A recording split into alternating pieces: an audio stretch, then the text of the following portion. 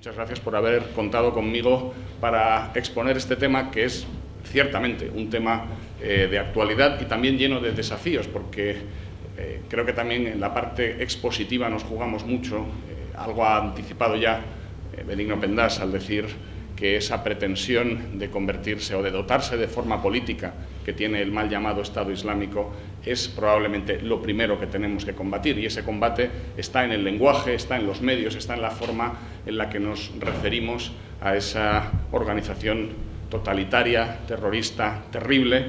que nos está impactando cada día y que ciertamente pues, merece muchas líneas de acción para combatirla. Una de ellas es, desde luego, la del lenguaje y la de los símbolos. He querido dedicar estas primeras palabras, o quiero dedicar estas primeras palabras, a poner de manifiesto mi agradecimiento al Centro de Estudios Políticos y Constitucionales, a la Universidad de Málaga, a la ciudad de Ronda, porque este curso de verano, por una parte, me permite dedicar un tiempo a la reflexión. En el Ministerio del Interior deberíamos dedicarle mucho tiempo a la reflexión, pero lamentablemente son muchas las circunstancias que nos obligan a tener que tomar decisiones, a ser más personas de acción. El delegado del Gobierno, el subdelegado del Gobierno lo saben bien, y no siempre tenemos el tiempo necesario para reflexionar. Bueno, creo que ocasiones como esta permiten dedicarle un cierto tiempo a la reflexión en el ámbito de la seguridad y de las nuevas amenazas. Y también, lógicamente, agradecimiento por estar hoy en una de las ciudades más bellas de España, la ciudad soñada de Rilke,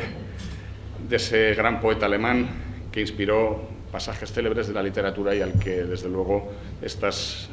calles, esta ciudad, le evocaron tantas imágenes, ¿no? Quería empezar también, y es costumbre que aprendí, entre otros de mi preparador, empezar con alguna cita que nos permitiese situar en el contexto, ¿no?, la reflexión que les quiero trasladar en estos minutos. Y se me ocurría tomarla, en este caso, del poeta y metafísico inglés John Donne, una cita que a su vez fue el título de una conocidísima novela de Ernest Hemingway, ¿no?, ¿Por quién doblan las campanas? Fíjense aquel poema del siglo XVII de Donne que contiene algunos versos que tienen un sentido muy profundo. La muerte de cualquier hombre me disminuye porque estoy ligado a la humanidad. Nunca hagas preguntar por quién doblan las campanas, doblan por ti. Si la muerte de cualquier hombre nos disminuye, lo que estamos viendo, las escenas a las que estamos asistiendo, algunas de ellas narradas en un lenguaje tremendamente gráfico, visual, un lenguaje con los códigos del siglo XXI, esas escenas de muerte cotidiana de las que está sembrando las redes sociales el mal llamado Estado Islámico. Yo desde este momento ya les propongo y les anticipo que me referiré a esta organización terrorista como Daesh, que es la denominación que pedimos a los medios de comunicación, a los académicos, en fin, a todos los ciudadanos, en definitiva, que se instale de alguna forma para no darles el privilegio de asumir nada menos que la forma política estatal que tantas cosas buenas ha traído a la humanidad. Pues bien, si hoy nos sentimos impactados por esas muertes y las muertes de todos los hombres nos disminuyen, eso nos obliga a mantener la guardia alta y a perseverar en nuestra eficacia en el combate contra la actividad terrorista, un nuevo totalitarismo de corte yihadista que es, a día de hoy, la mayor amenaza que conoce el mundo contra la convivencia pacífica, contra nuestro sistema de valores, contra nuestros principios y contra nuestra libertad. Un totalitarismo del siglo XXI que tiene unas ansias de expansión territorial evidentes, que busca la dominación absoluta, que disuelve, como los peores totalitarismos del siglo XX, las dimensiones, la separación entre el poder y la sociedad, entre la vida pública y la vida privada, un totalitarismo en el que todo está bajo control, que busca también la aniquilación ejemplarizante y tremendamente cruel del adversario, en lo que podríamos llamar una política pública de exterminio total. Un terrorismo, terrorismo, que actualiza las mejores reflexiones de Hannah Arendt sobre la banalización del mal. Como saben, esta amenaza del terrorismo yihadista se caracteriza por algunas notas singulares y definitorias. Es, por un lado, un terrorismo global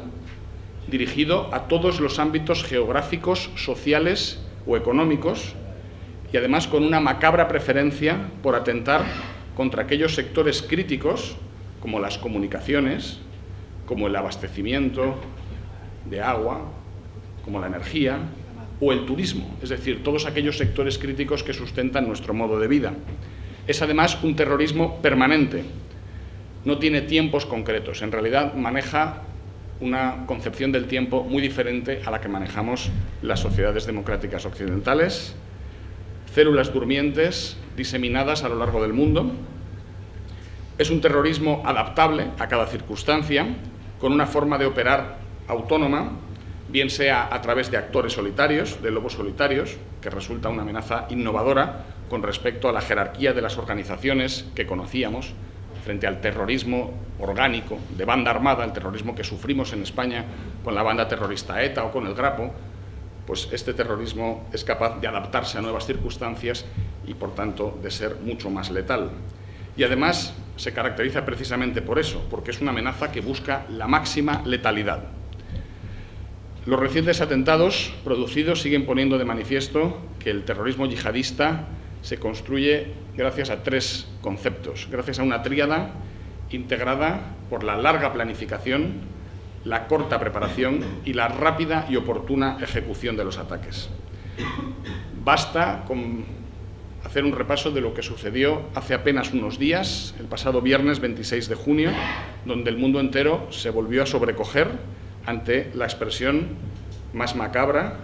del terrorismo yihadista en varios ataques simultáneos. Una interminable cadena de atentados sacudía en pocas horas a varios países, 3 continentes y, desde luego, sacudía emocionalmente a toda la comunidad internacional. Un día trágico, calificado por algunos medios de comunicación como un viernes negro, que amanecía tal y como recordarán. Primero, con la decapitación de un hombre en Lyon a manos de un individuo que resultó ser uno de sus empleados y que posteriormente intentó, y afortunadamente no consiguió, hacer volar por los aires una empresa de gas, persiguiendo con su acción la máxima destrucción y atacando además a un sector integrado en eso que llamamos las infraestructuras críticas. Estos hechos, a día de hoy, no han sido todavía reivindicados por el Daesh. Todo parece indicar que se trata de la acción aislada de un yihadista con clarísimos antecedentes de radicalización, es decir, se trata de un actor solitario. Lógicamente hay que esperar a tener los resultados de las investigaciones, pero todo parece indicar que estamos ante un claro ejemplo de eso que teorizó Seth Marian sobre los actores solitarios y que constituye, como explica Gilles Kepel, uno de los grandes teóricos del terrorismo yihadista, catedrático francés, es parte de ese terrorismo yihadista de tercera generación. El segundo atentado se producía sobre las 11:30 de la mañana, cuando un hombre armado con un Kalashnikov abría fuego en una playa de Túnez contra los turistas que se encontraban en las inmediaciones del Hotel Imperial Marjaba, que pertenece, por cierto, como saben, a una cadena hotelera española. El terrorista asesinó a 38 turistas, principalmente británicos, alemanes y franceses. Con total claridad, el atentado, que poco tiempo después fue reivindicado por la organización terrorista Daesh, estaba dirigido a hacer daño al sector turístico en Túnez, una de las principales fuentes de riqueza y prosperidad de aquel país. Tercer atentado mortal en el mismo día, otra vez el Daesh, en este caso en Kuwait, a la hora del rezo del mediodía. Un terrorista se inmoló en el interior de una mezquita chiita, causó 27 muertos y 227 heridos. Como saben, la comunidad chiita está siendo brutalmente perseguida y atacada por el Daesh, como a diario se pone de manifiesto en las crueles luchas que acontecen en Siria o en Irak. Y la última acción terrorista de la jornada se vivió en Somalia, cuando la organización terrorista Al-Shabaab, filial todavía de Al-Qaeda en aquel país, aunque con escisiones que han jurado su lealtad al Daesh, atacó una base de la Unión Africana y produjo alrededor de medio centenar de muertes. Como ven, en el mismo día asistimos a la actuación criminal de lo que parece ser un actor solitario, un lobo solitario, y también a acciones perpetradas por grupos terroristas organizados y dotados de estructura jerárquica, como es el caso de Al-Shabaab, Al-Qaeda en Somalia o del Daesh. Claro, supongo que muchos de ustedes se preguntarán ¿y cómo está nuestro país con respecto a esta amenaza terrorista? Pues bien, en España las investigaciones ponen de manifiesto que sí se ha producido la incorporación de ciudadanos españoles a las filas del Daesh, del mal llamado Estado Islámico, que sí hay estructuras de captación y de radicalización que facilitan el envío de efectivos humanos y también de recursos económicos a zonas de conflicto. En nuestro país, la amenaza del terrorismo internacional yihadista, la amenaza del Daesh, se ve incrementada al menos por los siguientes elementos. Primero, porque es cierto que hay una actividad localizada en España mediante procesos de radicalización que se producen, por ejemplo, en algunas prisiones, procesos de captación que durante mucho tiempo se produjeron o se canalizaron a través de los centros de culto, de las mezquitas, y que hoy claramente tienen como factor de expansión las redes sociales e Internet. Y existen redes, en algunos casos personas, dedicadas al envío, a la captación, al reclutamiento y a la asistencia logística a quienes se desplazan a hacer la mal llamada yihad, otra expresión pervertida, desvirtuada, en zonas de conflicto. En segundo término, la amenaza sobre España aparece también dibujada por el retorno de combatientes nacionales o residentes en nuestro país que desean, o que en algún momento deciden, volver a su vida anterior. Es el fenómeno que más preocupa, sin ninguna duda, en Europa, desde el punto de vista de la seguridad, el fenómeno de los foreign fighters, de los combatientes terroristas extranjeros. Ciertamente, nuestro país, en comparación con algunos de nuestros vecinos europeos, desde ese punto de vista, si es que esto es un indicador objetivo, que puede serlo, no está tan mal. El Centro de Inteligencia contra el Terrorismo y el Crimen Organizado contabiliza, a día de hoy, 116 desplazados a zonas de conflicto, es decir, 116 foreign fighters. En otros países, como es el caso, por ejemplo, de Francia, se contabilizan ya más de 1.700, con más de 300 retornados. Países como Bélgica, países como Dinamarca, por supuesto el Reino Unido, Alemania, Austria, tienen un número muy superior de combatientes terroristas desplazados del que tiene España. En tercer lugar, también consideramos, a la hora de valorar la amenaza, la posibilidad de llegada, de retorno de combatientes de nacionalidades vecinas, que con el fin de huir de los servicios de inteligencia, de la acción policial en sus países de origen, puedan decidir utilizar nuestro territorio como lugar de tránsito o como lugar de refugio para la preparación de futuros atentados. Desde luego, la acción de las fuerzas y cuerpos de seguridad del Estado ante esta amenaza es sólida, clara y contundente. Desde los atentados del 11 de marzo hasta hoy, en España se han producido 124 operaciones. 39 de ellas se han llevado a cabo en esta legislatura. En total, desde 2004 hasta ahora, se ha detenido a 569 individuos relacionados con operaciones contraterroristas en España contra el terrorismo yihadista, de los cuales 113, el último de ellos este mismo fin de semana, han sido detenidos en lo que va de legislatura.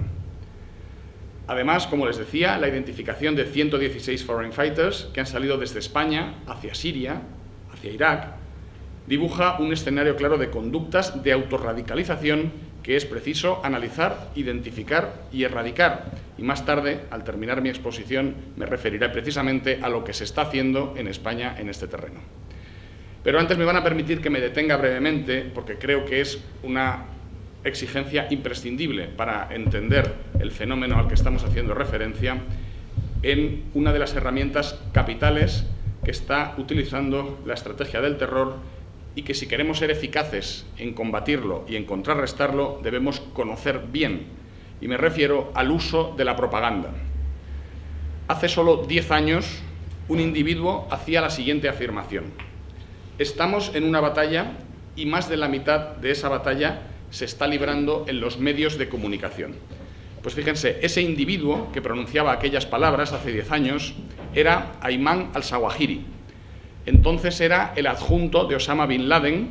y la cita, por cierto, estaba tomada de una reprobación que Ayman al-Zawahiri hacía al entonces líder de Al-Qaeda en Irak, Abu Musab al-Zarqawi. Al-Zarqawi, como saben, fue sustituido por Abu Bakr al-Baghdadi, actual líder del Daesh, autoproclamado hace un año, el 29 de junio de 2014, califa, nuevo califa del Estado Islámico, de ese recientemente proclamado califato. Pues bien, han pasado más de 10 meses desde la última vez que escuchamos a Ayman al-Zawahiri y han pasado 6 meses desde que se recibió la última comunicación de Al-Qaeda Central, liderada, por cierto, en la actualidad por el propio Ayman al-Zawahiri. Si damos por bueno el juicio que realizaba al-Zawahiri de que más de la mitad de la batalla se libra en los medios de comunicación, a la luz de los datos que les acabo de ofrecer, podríamos deducir que Al-Qaeda está relajando el flanco de su comunicación precisamente en detrimento del Daesh.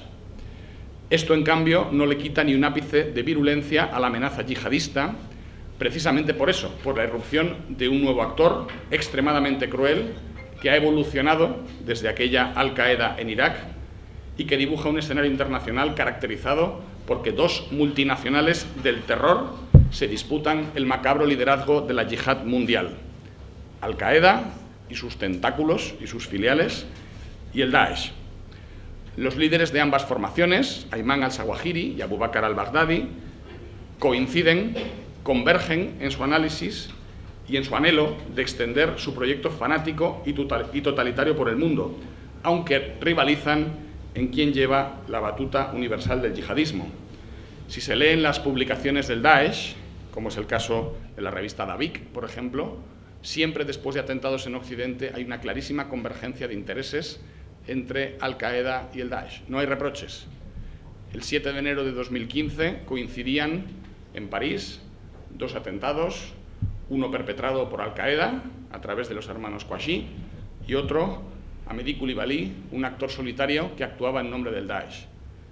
Todos ellos son mártires, héroes en las publicaciones del Daesh. Los reproches se producen, sin embargo, en su deseo de expansión territorial y de, precisamente, conquista de nuevos territorios, de nuevas zonas. La amenaza, por tanto, yihadista del siglo XXI es totalitaria en su esencia y de carácter global en su expresión.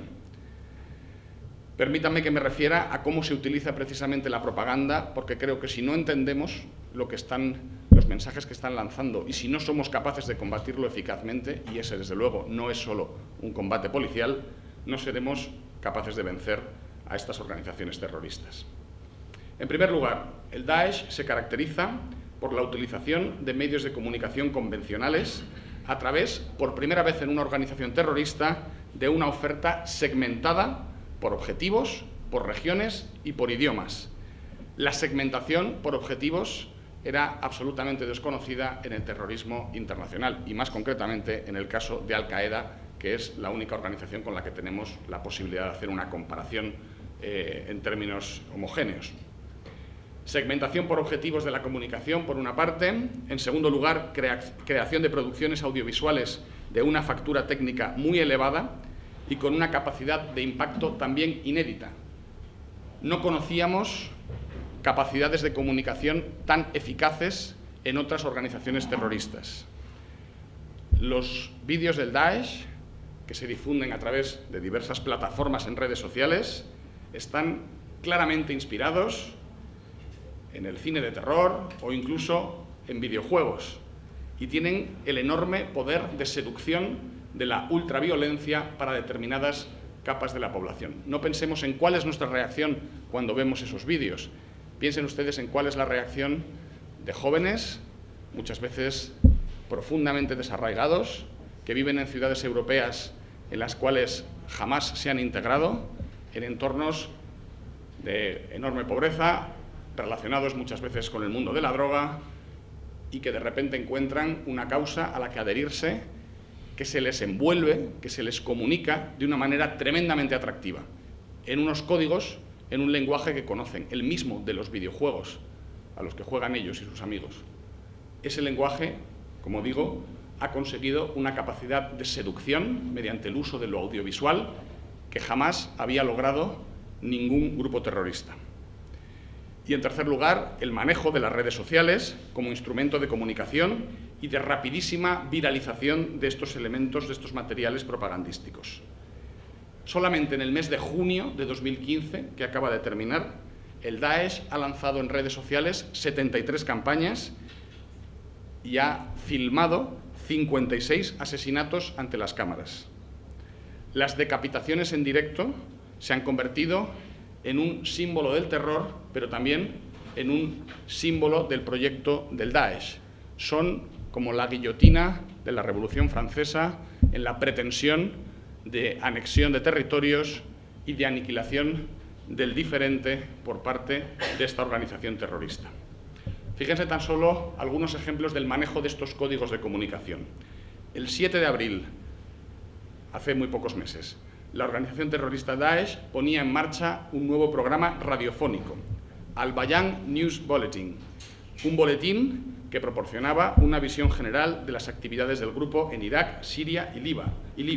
y que trató varios temas, todos ellos vinculados con el proyecto del Daesh, algunos directamente relacionados con la violencia y el terror en la aniquilación del diferente. Algunos detalles de este nuevo medio de comunicación, de este nuevo programa radiofónico. El idioma en que se emite, inglés, de tal manera que su difusión llega a través de las ondas radiofónicas mucho más allá de la comunidad musulmana de habla árabe. Y también la intensa viralización de este programa a través de la red social Twitter. A la diversidad de lenguas, como el árabe, el francés, el ruso, el inglés, en las que ya emite y emitía el Daesh, hay que sumar una potente herramienta para llegar a cualquier individuo en cualquier lugar del mundo con conexión a Internet. Evidentemente me refiero a las redes sociales. Nos enfrentamos, por tanto, a un fenómeno multidimensional que tiene dimensión militar y de ocupación del territorio, pero que también tiene dimensión propagandística eficaz, que consigue captar adeptos, que consigue la inoculación viral del fanatismo a través de distintos procesos de radicalización. Es también un fenómeno multifacético, que engloba organizaciones estructuradas y sus filiales con actores solitarios, con individuos que se radicalizan solos a través de Internet y que un día deciden actuar. Un fenómeno terrorista con expresiones múltiples, desde el terrorismo más indiscriminado hasta la eliminación del patrimonio histórico mundial, la peor denigración de la mujer o el intento de desestabilización de la economía de un país, como estamos viendo en Túnez. Y un fenómeno, además, que ha sido capaz de utilizar lo mejor de la sociedad contemporánea para intentar destruirla, especialmente las nuevas tecnologías como mecanismo de difusión de su propaganda a gran velocidad en las redes sociales. Desde el punto de vista de la expansión territorial, creo que es evidente el afán del Daesh por establecer un califato mundial, un afán cínico y tremendamente cruel que cuenta ya con 30 autoproclamadas provincias o vilayas. De las 30, 10 se encuentran fuera del escenario de Siria e Irak, concretamente 3 en Libia, 2 en Arabia Saudita y 1 en el Sinaí egipcio. También en Nigeria, en Yemen, en Argelia y en la llamada región del Khorasán, frontera entre Pakistán y Afganistán.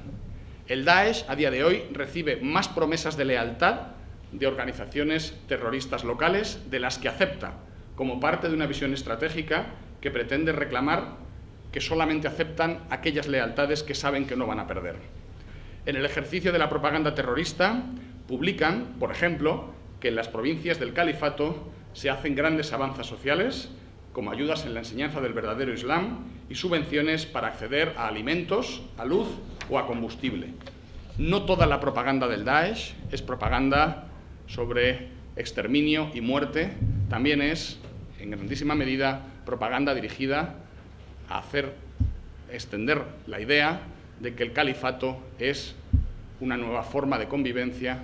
una nueva forma política en la que se vive en paz de acuerdo con las doctrinas del verdadero Islam.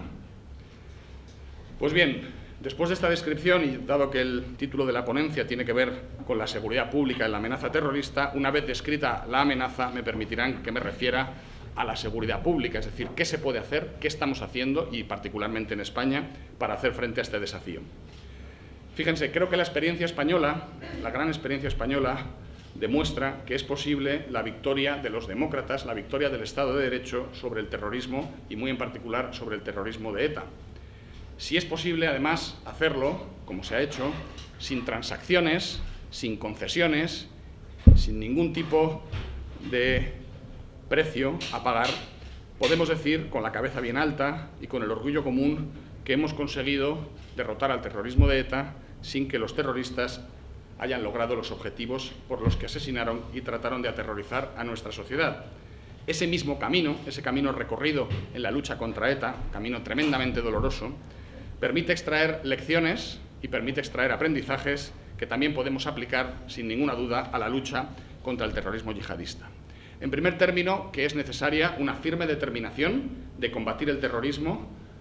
que se traduzca en que siempre llevemos la iniciativa y en que siempre movilicemos todas las capacidades del Estado y de la sociedad en su conjunto. En segundo lugar, que es precisa la actuación conjunta de todos los poderes públicos basada en el máximo consenso político y social que permita una acción duradera sin recurrir a atajos equivocados y siempre con toda la potencia y la eficacia de la ley, en definitiva, del Estado de Derecho. Y en tercer término, que la lucha antiterrorista tiene una doble dimensión social que atiende a la generación de una sociedad cada vez más resiliente frente al terrorismo y la radicalización, al tiempo que se inspira y se apoya en el testimonio ético que ofrecen claramente las víctimas del terrorismo. Un poco complicado.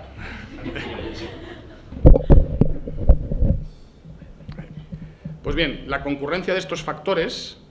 nos permite destacar al menos los siguientes vectores para hacer frente con eficacia al terrorismo internacional: colaboración internacional, acción policial y judicial y relevancia de la comunidad de inteligencia. En cuanto a la acción policial, permítame destacar que el altísimo grado de profesionalidad,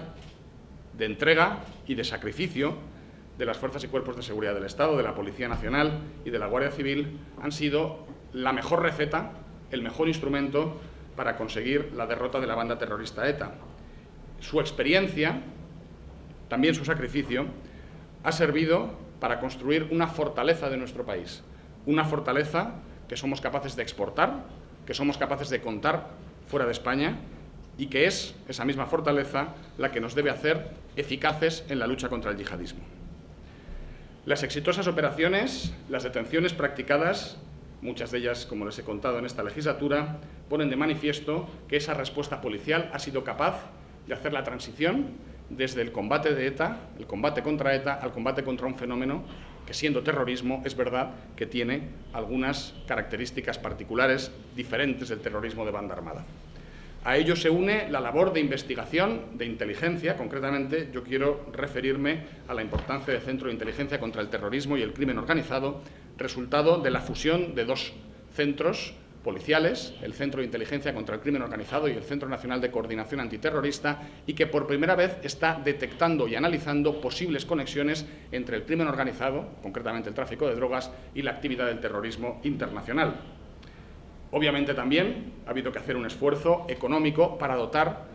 a esas fuerzas y cuerpos de seguridad del Estado dedicados a la lucha antiterrorista de los medios necesarios, medios humanos por un lado y también medios económicos. Recientemente la aprobación de un crédito extraordinario de 10 millones de euros dedicado precisamente a la lucha contra el terrorismo yihadista creo que es una buena muestra de ese esfuerzo en el terreno de los recursos económicos y, sobre todo, como habrán entendido, por la importancia que tiene el papel de la propaganda en este terrorismo para dotarse de medios tecnológicos adecuados.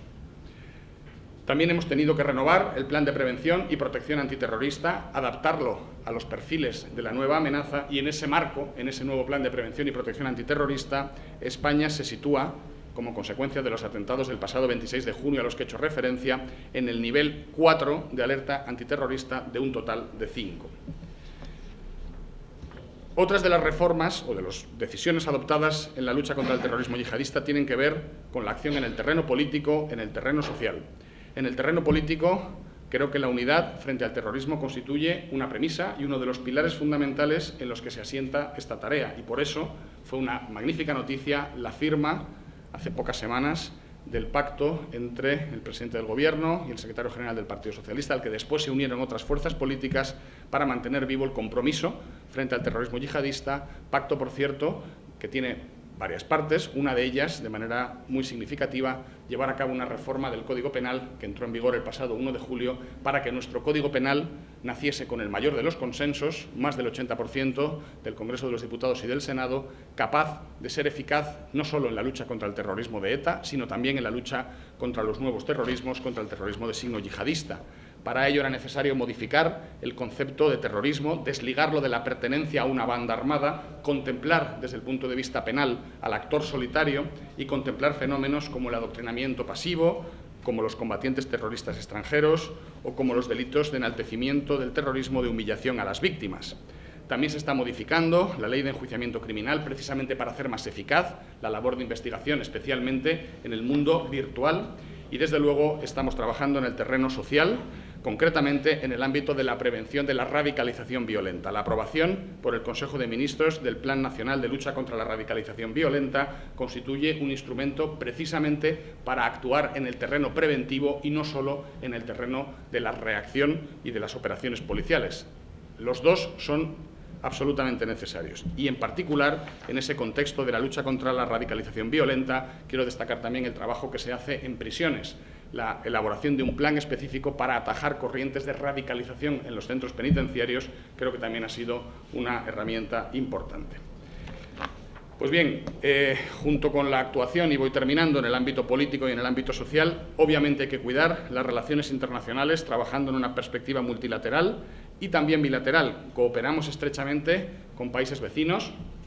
como Francia y singularmente Marruecos, con quien mantenemos una extraordinaria relación que hace posible que las últimas operaciones realizadas contra el terrorismo yihadista hayan sido operaciones conjuntas de España y el Reino de Marruecos, de cuerpos policiales españoles con las fuerzas de seguridad marroquíes, que no es lo mismo que operaciones con información compartida, que ya está bien, sino que es un paso más en la medida en que las operaciones se dirigen conjuntamente y se explotan conjuntamente. También en el ámbito europeo hay que dar un impulso necesario a algunas herramientas imprescindibles para luchar eficazmente contra la que, sin duda alguna, es el principal desafío en el terreno de la seguridad. Concretamente, hay que actuar en 3 niveles: impulsar de una vez por todas la directiva PNR, una directiva que, preservando el ámbito de la intimidad de las personas, sin descuidar en ningún caso, por tanto, todo lo que entra dentro de las garantías del tratamiento de datos personales, sea también una herramienta eficaz para prevenir desplazamientos aéreos de terroristas. Y el hecho de que esa directiva se encuentre bloqueada en el Parlamento Europeo prácticamente desde que nació, en el año 2007 hasta hoy, desde luego pone de relieve que estamos ante un verdadero reto y que, si Europa se está tomando en serio el reto del yihadismo, tendrá que dar una solución al bloqueo de la directiva PNR. También el control del tráfico de armas de fuego. Les puedo decir en este sentido que España, que nuestro país, lidera la prioridad de lucha contra el tráfico ilegal de armas de fuego, que, como se pueden imaginar, es uno de los ejes más importantes para hacer frente al yihadismo. Pues esa prioridad estratégica está liderada por nuestro país en la Unión Europea. Y, por supuesto, contrarrestar de forma eficaz, a través de una contranarrativa en la que encontremos también los canales y los mensajes adecuados, la propaganda difundida por los terroristas mediante redes sociales e Internet. Termino, y lo hago con otra cita, recuperando unas palabras del escritor húngaro Eliezer Wiesel, superviviente del Holocausto y Premio Nobel de la Paz, que dijo lo siguiente: lo contrario del amor no es el odio, es la indiferencia. Lo contrario de la belleza no es la fealdad, es la indiferencia. Lo contrario de la fe no es la herejía, es la indiferencia. Lo contrario de la vida no es la muerte, sino la indiferencia entre la vida y la muerte. Por eso, frente a la amenaza del terror, frente al envite del terror, no cabe la indiferencia. No cabe la indiferencia de nadie, solo cabe la más absoluta determinación para ganar esta batalla. Gobiernos, sociedad civil, medios de comunicación, hemos de ser capaces de avanzar juntos para ahogar el discurso del odio, para prevenir y erradicar con determinación todos y cada uno de los resortes de ese totalitarismo del siglo XXI que, sin duda, es el terrorismo yihadista y su afán expansivo. quedo a su disposición si hay alguna pregunta y espero pues, haberles trasladado reflexiones de interés. Muchas gracias.